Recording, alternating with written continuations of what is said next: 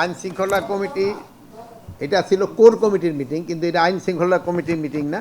এটাও আমাদের দেশের সার্বিক আইন শৃঙ্খলা পরিস্থিতি সম্বন্ধে আলোচনা হয়েছে। আপনারা জানেন গতকালকে একটা পার্বত্য জেলায় মানে খাগড়াছড়িতে একটা ঘটনা ঘটছে, ওইটা নিয়ে আলোচনা হয়েছে। চলমান পূজার ব্যাপারেও আলোচনা হয়েছে। রাকসু এবং চাকসুর ভিজিট সম্বন্ধে আলোচনা হয়েছে। আসন্ন জাতীয় নির্বাচন উপলক্ষেও আলোচনা হয়েছে। তারপরে আপনার ওই মিয়ানমার সীমান্ত নিয়ে কিছু আলোচনা হয়েছে, স্পেশালি মাদক নিয়ে বেশি আলোচনা হয়েছে। এই ছিল আমাদের আলোচনার মেইন।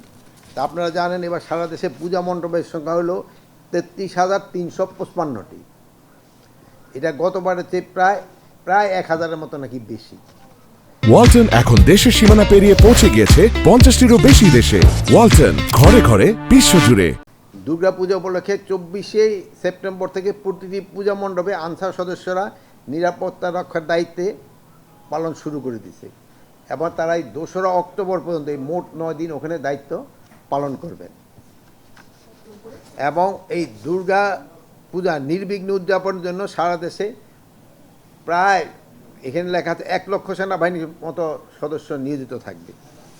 সীমান্ত সেনা এবং সদস্য মানে সশস্ত্র বাহিনীর সদস্য নিয়োগ থাকবে। সীমান্ত এলাকায় সারা দেশে প্রায় 2,857টি পূজা মণ্ডপে আইন শৃঙ্খলা পরিস্থিতি নিয়ন্ত্রণ করে 24টি বেস ক্যাম্প স্থাপন করা হয়েছে এবং সারা দেশে পূজা মণ্ডপের সার্বিক নিরাপত্তা নিশ্চিতে কাজ করছে বিজিবির 430টি প্লাটুন। প্রতিটি পূজা মণ্ডপে কমিটির 7 জন সদস্য পালাক্রমে 24 ঘন্টা তারা দায়িত্ব পালন করবে। প্রতিটি পূজা মণ্ডপের কার্যক্রম মনিটরের জন্য স্বেচ্ছাসেবীদের একটি এনটিএমসির অ্যাপের সঙ্গে যুক্ত করার ব্যবস্থা করা হয়েছে। দুর্গা পূজা উপলক্ষে মহিলা শিশু মন্ত্রণালয় থেকে অনেক স্বেচ্ছাসেবী নিয়োগ করা হয়েছে। সংখ্যাটা আমাদের কাছে এখন না, প্রায় তারা আলটিমেটলি 80,000-এর মতো নিয়োগ করবে। আমার সারা দেশে পুলিশের সংখ্যা 70,000 মতো কাজ করবে পুলিশ। এটা লেখো না এখানে। পূজা মণ্ডপের নিরাপত্তা বিধানে স্থানীয় গণ্যমান্য এবং ছাত্রদল তাকে অন্তর্ভুক্ত মনিটরিং কমিটি গঠন করা হয়েছে। প্রতিটা জেলায় জেলায় এটা কমিটি আছে। পুলিশ এবং অন্যান্য আইন শৃঙ্খলা বাহিনীর সদস্যরা গতবারের ন্যায় দায়িত্ব পালন করে যাচ্ছে এবং নিয়মিত টহল পরিচালনা করে। তাদের সংখ্যা প্রায় 70,000-এর মতো। ঝুঁকিপূর্ণ মন্দির পূজা মণ্ডপের গোয়েন্দা নজরদারিও জোরদার করা হয়েছে। সংখ্যাটা আমরা নিরূপণ করা হয়নি।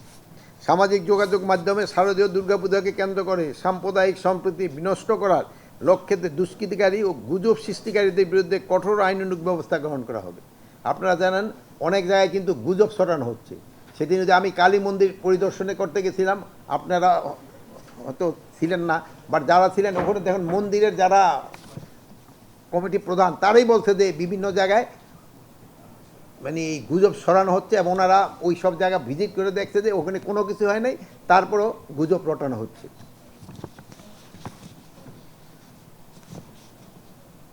আর সামাজিক যোগাযোগ মাধ্যমে মিথ্যা ও বিভ্রান্তিকর তথ্য প্রতিরোধ করে জনসমক্ষে সঠিক স্পষ্ট বার্তা প্রচারের জন্য সকলকে নির্দেশ দেওয়া হয়েছে। আর আপনাদের ক্ষেত্রে হলো আমাদের একটা অনুরোধ, যেই ঘটনাটা ঘটে সঠিক এটা সংবাদটা পরিবেশন করা। এই যেহেতু আপনারা সবসময় সঠিক সংবাদ পরিবেশন করায় কিন্তু মানে দেশবাসীরা উপকৃত হচ্ছে।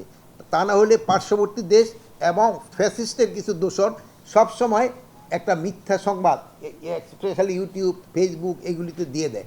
এগুলি আপনারা প্রতিবাদ করবেন এবং প্রকৃত যে তথ্য ওটা আপনারা সবার সামনে উঠে ধরবেন।